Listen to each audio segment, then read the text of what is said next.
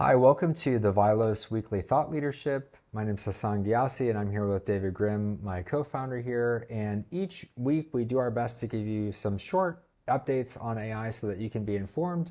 During these sessions, I always try to take the learner's mindset and just come at things as if they're new to me. So whether you are currently using AI, are thinking about it, or are thinking of investing in it at your company, this is a great place to be. And David's going to be answering some questions. So each week we kind of come up with a different thing that we will talk about.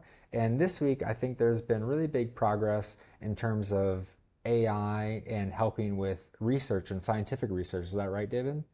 Yeah.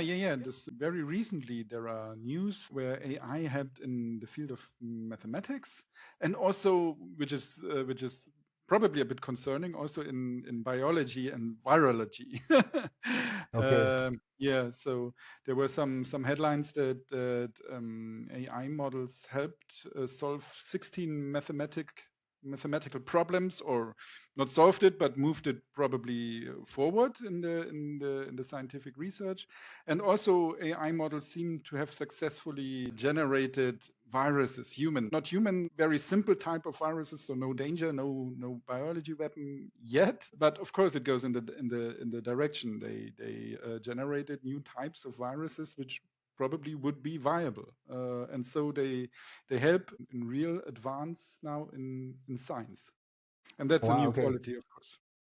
And for someone like me who, I mean, I might have been chatting with AI or, I know that it can help me write content or things like that. What about, I mean, for some people, AI has, for like the past 2 years, it seems like it could do everything, right? And then other people think it can't do anything or can do nothing. So Yes. what is it about this that happened that makes this possible? Or what's the new information? Or what do people need to know or understand now about it? Yeah, why this is so interesting, or another breakthrough already, is because early models or first generations also of large language models, they were not really good in things like reasoning or doing stuff on their own, or even advancing ideas in ways that are novel, because they are trained, they have these big corpus of weights, but it's finite, so there's nothing new. It cannot generate something new which is not in its knowledge base, so to say. And this is just a restriction of this technology. And so the assumption was, it can help, like Google on steroids. There it's good, but to say it, yeah, solve fusion for energy, that's nothing it could do, because it cannot have novel ideas or cannot reason, and also not generalize. You call it generalize. One part of intelligence is you show someone two or three examples, they understand the mechanics behind it, they reason about it, and then they can apply it to new fields. That's a very good definition of intelligence, and that's something these models just couldn't do, because there was no other representation. And then there is even a test about this. François Chollet, researcher from former researcher in Google, now has his own thing, and founder of ARC-AGI prizes. So they made tests to really test models about these qualities of generalizing ideas. They have visual tests which are usually simple for humans. You could use it also for intelligent tests and so on. Humans usually can do them. AI was horrible bad at this. So they were 2 or 3% for solving it. And then something happened. Then this chain of thought thing was implemented last year, where a model has an internal conversation kind of before it decides on the final output. And this brought a breakthrough on these prices. So they had to redo these prices because models started to solve them. And so it was clear that they made a breakthrough with this chain of thought technology or approach. And that's also the reason why it helps to just throw more compute as a problem. If this model can do back and forth and multiple paths and all of this, then it's a computational problem and not a technology, not an architectural one.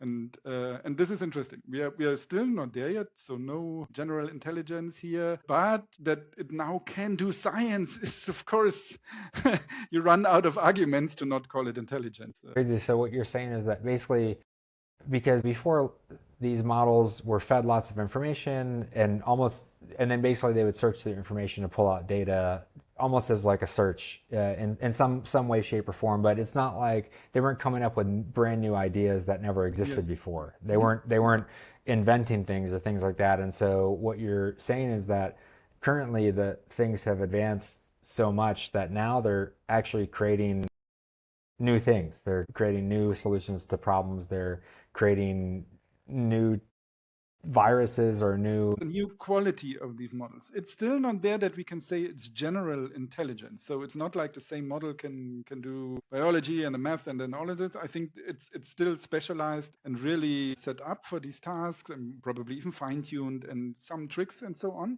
But it clearly goes in this direction. And on a more abstract level, the problems a human mind can solve might be nearly infinite when we look at it. So the step from finding fire to landing on the moon, that's quite a thing. And it was all done by the human mind. So our intelligence might be capable for an infinite problem space to understand it and to find solutions. AI has a finite problem space. I can train it to do math or to do coding and whatever, but it still cannot reason about the universe then, for example, or think philosophically about what it is and what it is all about and so on, And so we need approaches to let these models search an infinite problem space in a way that it can produce viable and scientifically reviewed solutions. And chain of thought, so a little bit more technical, that's a training time compute or training time search.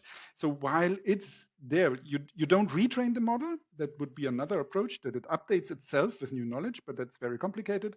But you give it tools where it can in real time search the problem space kind of and look for other solutions. And this seems to be a direction to further enhance these capabilities, even if we are still not at this general intelligence which could tackle an infinite problem space like the human mind. But yeah, it's an advancement, of course. I think the other thing just that's striking to me is maybe to call out if someone's listening is that the key here as well is it's not so much about what I mean, it's cool what's happening now, and it's an interesting, amazing thing.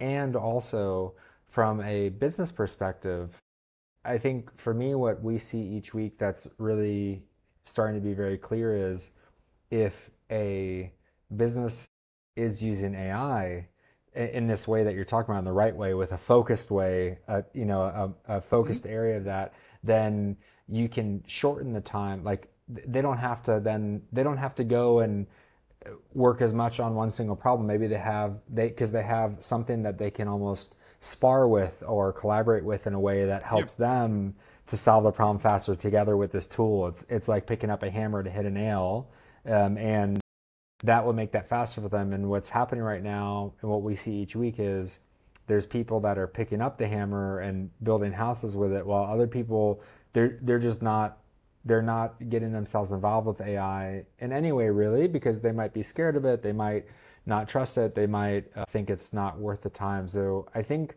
for me, one thing that I would just say is if for anyone listening, it's worth it to test, just dip your toe in the water a little bit to see what it could come up with when you add your own ideas or own questions to different models to see, how it works for you, if it speeds up your timelines.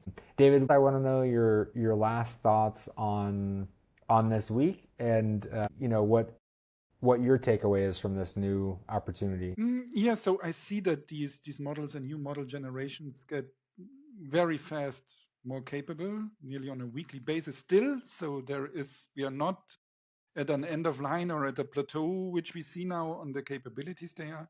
Also, for my daily doing and so on, these models are already way more powerful than I would need them, to be honest. So I don't want to make scientific advanced in very complex mathematical problems. I store stuff in a database, and this is kind of, I don't need the galaxy brain to write simple applications. And so this is also the chance also for businesses and so on, because the big providers, of course, they want you to use the latest model and the shiniest model, and they want to pay you the new pricing, because the new model is more capable and it gets more expensive and they want to get you there. But it also means on the same thing that all the other model versions, they get outdated, they get cheap, they get open source, they get open weights, they get accessible. And so on the positive side is that the more advanced the state-of-the-art models push further, the more accessible will be the smaller models and the less capable models.